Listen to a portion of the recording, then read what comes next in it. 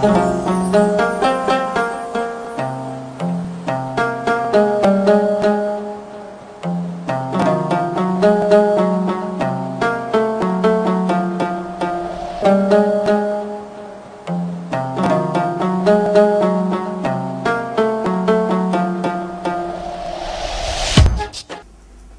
السلام علیکم۔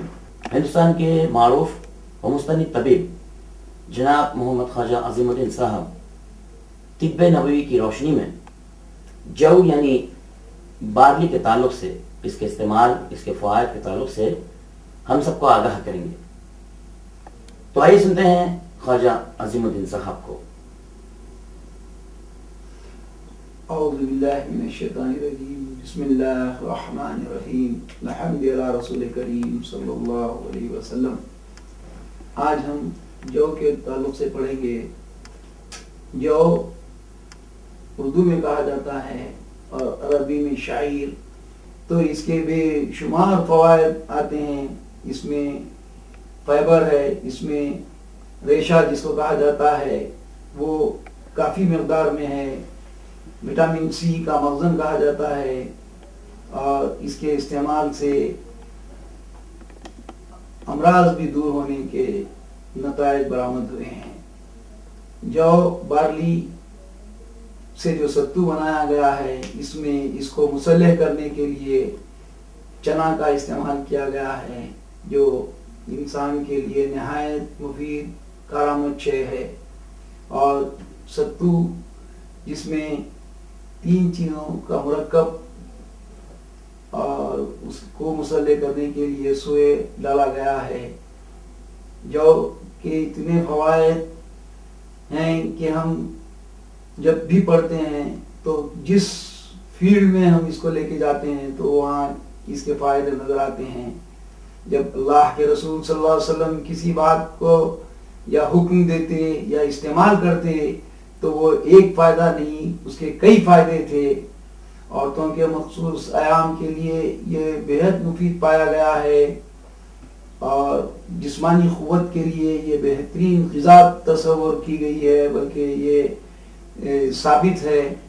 کافی یہ غور و خوض کے بعد اس کو لوگ استعمال کرتے ہیں۔ نبی کریم صلی اللہ علیہ وسلم کے نسخے کے مطابق جو کا دلیا پکا کر اس میں چینی کے بجائے شہد ڈالا جائے۔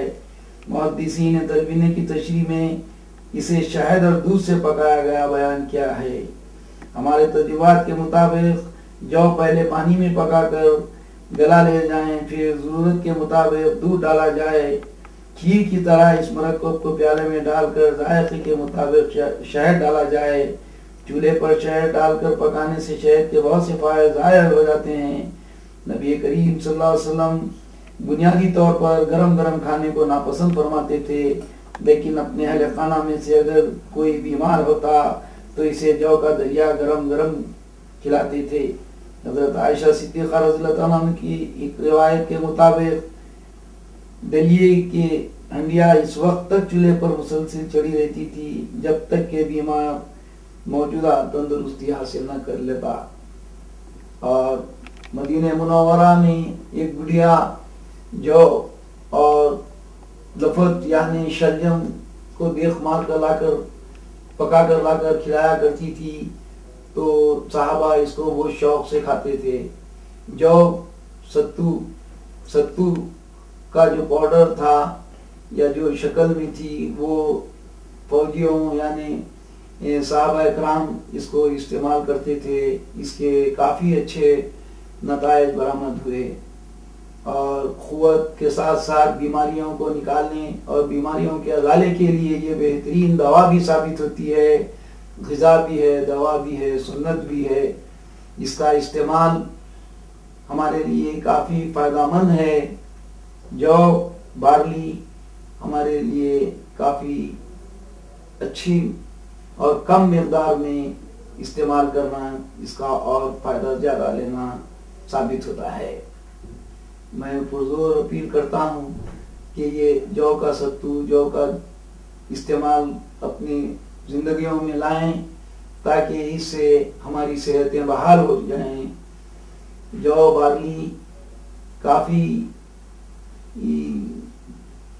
اچھی غذا ہے جس کو استعمال کرنا ہر آدمی کا، مرد عورت بچے بوڑھے تمام یکساں اس کو استعمال کر سکتے ہیں، جو کے بارے میں نبی کریم صلی اللہ علیہ وسلم کے ارشادات نبی کریم صلی اللہ علیہ وسلم کو جو بہت پسند تھے، ان کی ذات گرامی کے ساتھ ان کا واسطہ بطور روٹی، بطور دلیا، بطور ستو احادیث سے پتہ چلتا ہے۔ جو اور کے استعمال سے یعنی ستو کے استعمال سے عمر کی قید نہیں ہے، چھوٹے بچے جو سریلک کے کھانے کے قابل ہو جاتے ہیں تو سریلک کے بجائے اس کو دیا جائے تو اس سے کئی گنا قوت میسر آ جاتی ہے، اور ضعیف زیادہ عمر والے لوگ اپنی استطاعت 1-2 چمچے اگر پانی میں گھول کر پینے سے انہیں توانائی حاصل ہو جاتی ہے، قوت حاصل ہو جاتی ہے اور بیماریوں کا ازالہ ہو جاتا ہے۔ اگر نوجوان اس کو استعمال کرتے ہیں تو ان کی قوت دوبالا ہو جاتی ہے، ان کے پیٹ کے تمام امراض جاتے ہوئے نکلتے ہوئے انہیں قوت میسر آ جاتی ہے، اور عورتوں کے لیے یہ نہایت مفید غذا بھی ہے، دوا بھی ہے، سنت بھی ہے۔ اس کی عمر کی کوئی قید نہیں ہے، یعنی 4 ماہ کے بچے سے ضعیف یعنی 100 سال تک کے عمر کے لوگوں کو یکساں فائدہ کرتی ہے۔ اس کو استعمال کرنے کے لیے کوئی عمر یا جنس کی قید نہیں ہے، یہ فائدے ہی فائدے دیتی ہے۔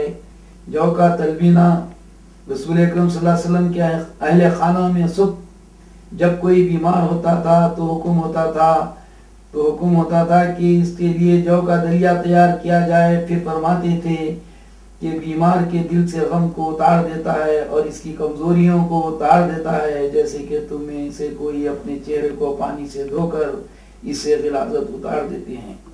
اس مسئلے پر حضرت عائشہ صدیقہ رضی اللہ تعالیٰ عنہ کی ایک روایت میں اسی واقعے میں اضافہ یہ ہوا کہ جب بیمار کے لیے دلیا پکایا جاتا تھا تو دلیا کی ہنڈیا اس وقت تک چولہے پر چڑھی رہتی تھی جب تک کہ وہ یا تو تندرست ہو جاتا ہے یا فوت ہو جائے۔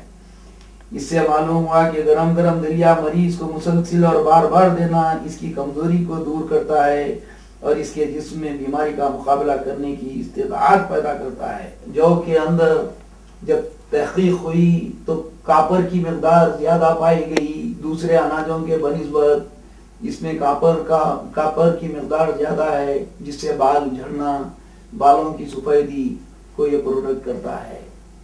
جو کے اندر وٹامن سی پیدا ہو جاتی ہے، حالانکہ یہ کھٹا نہیں ہے، لیکن جب اس کو تھوڑی دیر کے لیے رکھا جائے تو اس میں قدرتی کھٹاس آ جاتی ہے جو وٹامن سی کا مخزن کہلاتی ہے۔